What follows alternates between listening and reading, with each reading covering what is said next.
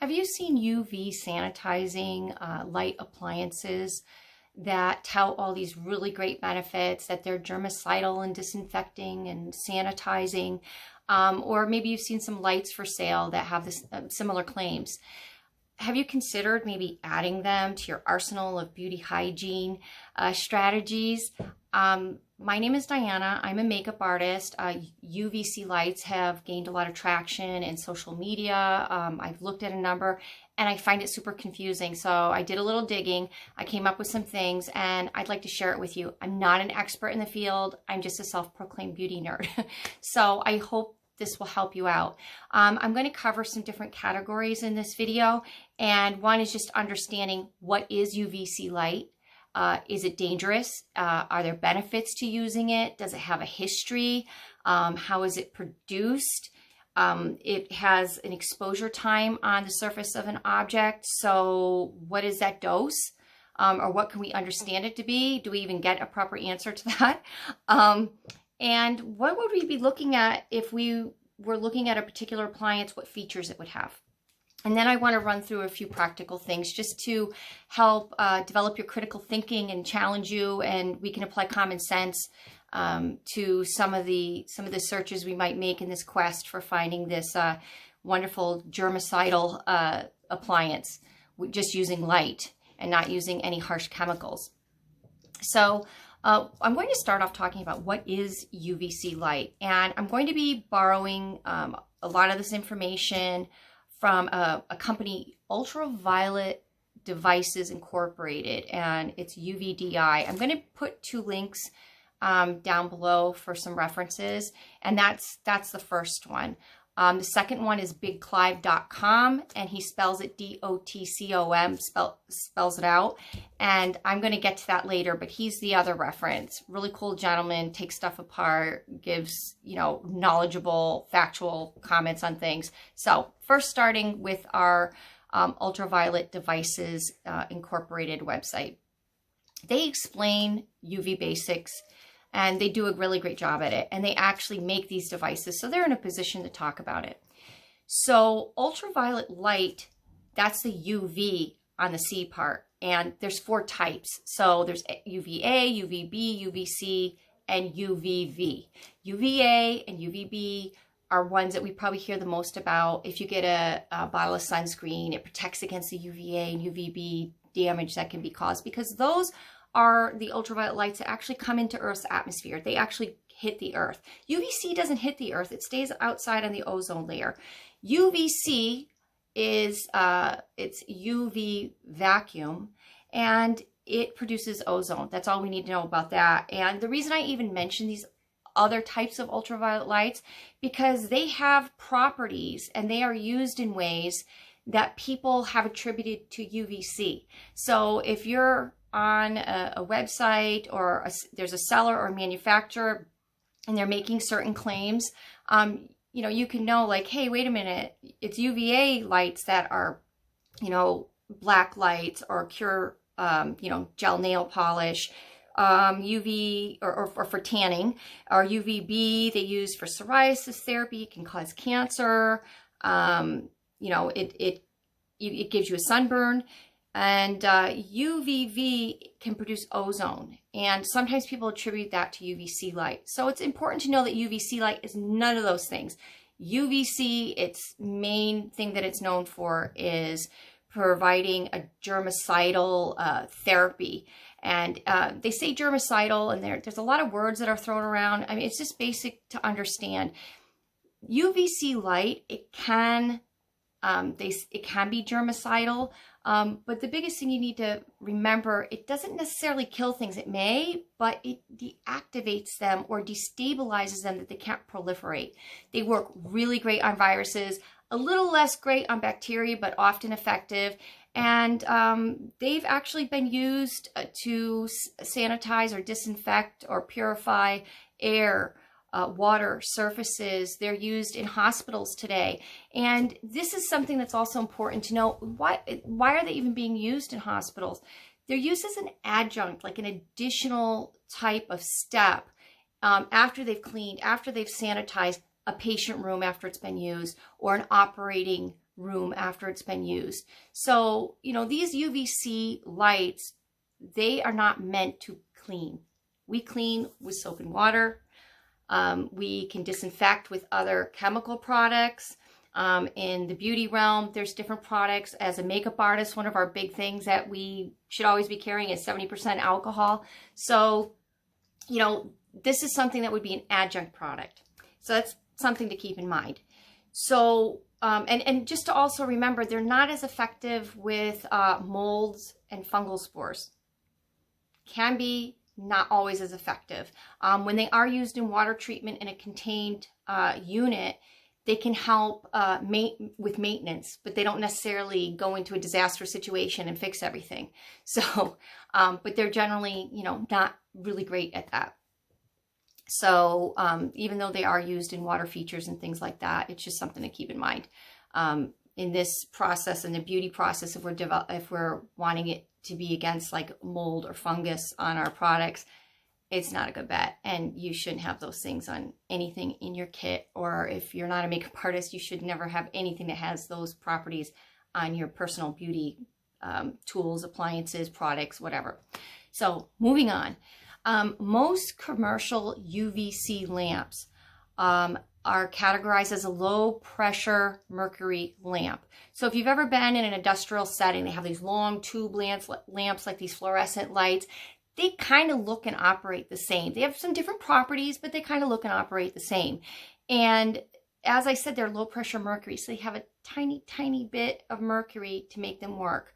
And they do work. And there's great data on them. They're very effective. That's why they're used in hospitals. So that's something to keep in mind. They work. And that's important to note because a lot of the products, these UV-C germicidal appliances, many of them are LEDs. And LEDs are, yeah, it's really difficult. This is where I'm going to come to Bigclivedotcom on YouTube. Many of them just aren't legit. They're outright fakes. Bogus products that are being sold, and that wouldn't be known to the user. So you'd have a false sense that it's doing something that it is absolutely not. That's just one point. And go to Bigclivedotcom. You'll be convinced that that's the truth, because he shows that very well.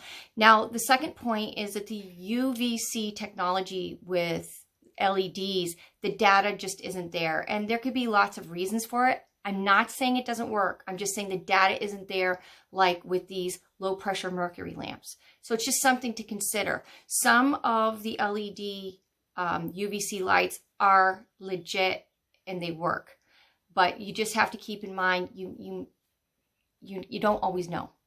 So let's move on. How does UV-C light work on something? And I actually want to have a little bit of a demonstration here. I have a hairbrush. And I have a light. So UV-C light works, and you'd call it like a line of sight exposure. So the light has to hit the targeted surface of the item to actually do its job. So if you look closely on this hairbrush, don't look too close, I probably didn't clean it out enough, but it like deep inside where the boar hairs are, the light really may not penetrate deep in there. So it's not going to be effective against that. But in general, it could probably do a pretty good job on the surface of this. So we need to, consider that might be a trade-off. It's okay. So when we're looking at a dose of light, there are two main considerations. One is going to be the strength or the energy of the actual light source. And the other one is going to be the time of exposure. And I just want to throw two other things in there because they're practical things. One of them is going to be the distance from the surface there. The distance it gets, the light spreads out more, but it's not as strong. There's not as much energy covering that surface than when it's here. That may or may not be an issue, but when you think about that, you see the handle here doesn't really get much light. So you just have to consider how your units are made and what you're actually expecting from them if they're going to work right. So that's just something to consider. And as you see, the underside of this brush is not lit. So that's going to lead us to what kind of product we would be looking for. First of all, UV-C light is damaging to our eyes and our skin. Not like a flash of it, but some exposure, it can cause issues. You don't really have to worry about that so much. It's not like a super dangerous thing to mess with, but it should be in a contained unit. Some of the products I've seen, some of the appliances, they have little windows on them, which can be great because you see that, you know, it is lighting up, but it shouldn't be shining out. That's to me, I don't find that that's a good thing, especially if, you know, prolonged exposure, you know, you don't want to be looking at that. So it should be in a contained unit. And when we talked about a dose and we talked about the energy or the strength of the light, we're going to go back to the measurement of those wavelengths in nanometers. So the sweet spot, it seems to be, or a magic number you see over and over with these low pressure mercury lamps, are 253.7 nanometers for a measurement. They seem to work really well. Sometimes they just throw that number out there. If it's a bogus light, they can put that there in their literature, and you know, you'd be thinking you're getting, oh yeah, that's the right number. Might not be the right light, but if it is a light, it may have a legit light. That number may be a little lower or a little higher, because UV-C wavelengths go from 280 to 200 nanometers. So anywhere in there would constitute a UV-C light. So it could be that your light is not exactly 253.7 nanometers, but close enough, it should work. We wouldn't have any reason to believe it wouldn't. So what we have to consider next is how your unit is sort of put together. So if you have a UV-C bulb, like a lamp, and that's that low pressure mercury one I was referring to, that are really known to work well. Sometimes these lamps are sort of like tubes, and they can be different lengths. Think of them if they were in a box, like a cardboard box that had like a ton of tinfoil, like on, not a ton, excuse me, but like tinfoil, like on every single surface. Even if you opened a little door to put your item in, there would be tinfoil everywhere. So it would reflect that light and it would bounce all around the box. That would be a good thing. I've even seen some of these cooler type lights. They have the UV-C lamp in there, but they break down. They have a lot of reflective coating inside. Kind of interesting. Now, the majority of the ones that I've seen that look really cool, admittedly, are the LED ones. So I'm not saying that they don't work, but it just, a lot of them are questionable. But something to consider with them is how are those lights situated. So they make some, like for cell phones, they make some units that are just kind of a little bit oversized, enough to fit a cell phone in, or maybe your keys or your sunglasses.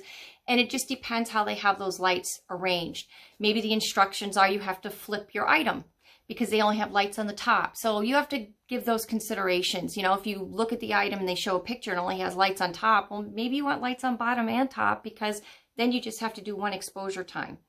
So that's another consideration. And with LED lights, are they clustered? Are they placed strategically? Just something to consider. There's some really sexy units out there. There was one I was looking at, and if you didn't get any discounts or anything like that, it would cost you, plus tax and a few of the options they have, like over $700. It looks beautiful. It's portable. It's got rechargeable batteries in it, so you can literally take it with you and not even take a cord, and you can like use it up to, I don't know, 50, 60 times. So it ticks a lot of boxes. But you know, there's just some things we have to consider is the practicality of things. So, and one of the other things is that from manufacturer to manufacturer and device to device, the dose can be completely different. The dose is actually something really calculated from the strength of the light, that measurement, that 253.7 nanometer, and there's mathematical equations about your target and all that stuff. These devices just seem to vary so greatly, and yet they can look so similar. So again, I kind of question, like, where are they coming up with that? But again, do your own research. So some of the things I want to consider is, so what would we be using these lights for? What are we putting in these devices? I have an array of things here. And one of the things I see most for makeup artists are like, you can throw your brushes in there. And I just wanted to do this demonstration. We're going to go back to our, this is not a UV-C light. It's just a flashlight for demonstration purposes, but it's light. So I turn this light on and you see it has a fairly decent stream. I'm going to do this against my shoulder because it's, on the black. If I just barely press the tip of this light, because I've done this in the dark in the closet, no light comes out from the side of the brush. You see a little bit on top there, but you don't really have any light coming out. And I'm not really mushing it in there so much. So it just depends. I mean, this is a rounded top and this is flat. So, there's a little discrepancy that way. But the light isn't like illuminating the whole brush head. So that's telling me the light is not going to penetrate much further than maybe the top 1/8 of an inch, 1/4 of an inch. Now, I chose a dense brush, but in reality, these are brushes that I use often. I have some fluffier brushes, but I'm concerned with these. I don't need a UV-C light to clean the handle of this because honestly, I can wipe that down with a disinfectant. It's not going to hurt anything. The most concerned part of my tool here is the head. I'm going to use it on my client's face with the mucosal membranes, and that's the highest points of transmission when it comes to pathogens that we need to consider as makeup artists. So we're going to keep that in mind. Now I'm going to choose an easier brush. So this is a brow brush, and if you can see, I think maybe you can see that the tines here, I wiped them, but I didn't really clean this. So if you are depending on this, your UV-C light to do the job of sanitizing it, let's look here. If we look, you barely can see the bristles because the light just illuminates this whole head. So that would be a good candidate for putting in one of these devices. Now on this, you see, it does go through the tines, but if there's some product in there, it's only going to work on the surface. From things that I've read, they said it doesn't penetrate the surface more than, maybe the thickness of a human hair. So, it's another consideration. We have to make sure that we really clean things, and it's only going to sanitize the surface, which brings me to the next popular product that people think these devices are going to be great for, are sponges. This is a sponge that is mine. I have used it. I have cleaned it. And many people are wondering, well, can I reuse these sponges for clients? And many people are saying, no way. And there's other makeup artists saying, I've done it for years, no problem. And let's be honest, everybody cleans things differently. Some people are very fastidious. This has been covered in product before. Now, I didn't take any extraordinary means, but, you can tell it's not brand new. So this is only going to sanitize the surface. So you see a little bit of that illumination going through. Let me see if I put that against my top, if you can see more illumination. But there's no way that light is shining through. It just isn't. So for me, if it doesn't get to the middle of the sponge, because how do we use these? We use them wet. So once you wet this and you squeeze it out, you can have those pathogens that are in the center of that sponge now be pulled out through the water. It's quite plausible. So I also don't think that this would be a good candidate. But now there's other things that they talk about that would be great. Now I am going to use this. This is one of those reusable, it's not a cotton round, but it's one of those beauty rounds for the face. Now the light totally goes through this. This could be a good thing if it's nice and clean and you want to further, sanitize it using your UV-C light unit, could be a candidate. I have a palette here that goes on the hand. Like this, and then I have this silicone sponge. Now obviously the light is going to shine through both of these. Great candidates, no problem. I have a little container that I'm collecting some of these things I have in front of me. Light shines through this. You could put this in there after you clean it.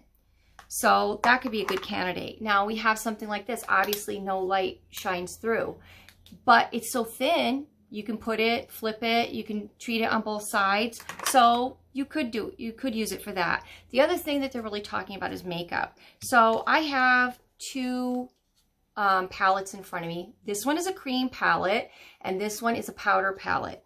Now, I have beauty sprays that will sanitize this, or 70% alcohol for my powder, and it will absorb in, and it seems like it's a pretty legit way to treat them. It kind of penetrates a bit, and on powders, I'm not saying that nothing grows on them, but it is known that they're just not as susceptible as products that have a higher moisture content or oil content or liquid or cream. So if you look at the surface of this, they say that you put that light on there in these units, and that, you know, it's sanitizing all the cracks and crevices, and the light bouncing off that mirror, it would, you know, maybe get in here in the corners and things like that. And if your unit has a wire rack that suspends things, you can probably do a 360 of this one, and that could be really great. And if it penetrates just a little bit into the surface, it can be super great. Creams are a little bit more problematic, though they show them going into the units. If you've been, hopefully not anymore, if you've been the type of artist that just laid all your products out, oh, look at all this beautiful product I have. We're not doing that anymore, because we know that things in the air are going to fall on these. And if you've ever had a palette and you've looked at it, it could be like one of your untouched sections, and you'll see little pieces of things sitting on top. Now, if you take your spatula and you go and you dig into that, you could push one of those little pieces that is imperceptible to your eye further into the product. And that light isn't going to touch that. So that's just something to consider. Now, I have this other palette that happens to have a clear top. So that could be a great candidate for that. So just different little things to consider. And another thing is tools. Use a tool like this. These are really big scissors, but I have a smaller, some smaller scissors. But you have these places, they don't detach. That light's not going to get in there. You have to find other ways to sanitize them.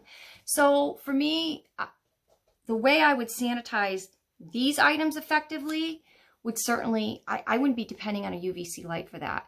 And these are the ones I'm probably the most concerned about. I have other ways I can handle these.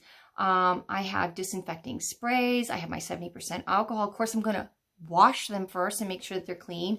This I can sanitize. I have these little bags that are made to sanitize baby bottles. And I've had some good success putting these in there wet and microwaving them, and it kind of steams them, and it lets the steam out, kind of holds the steam back a little bit, so there's a little bit more steam captured. I've also used, if you've ever heard of an autoclave where it sterilizes products, if you have an Instant Pot at home and you put a cup of water in the bottom and you put a steamer insert in there that's metal, because you don't want any of your products to fall down to where the heating would be intense on the bottom, you can put things like this and this in your autoclave. In your Instant Pot, and use it like an autoclave. That's just some inventive ideas. It definitely would cook with the steam and with the pressure.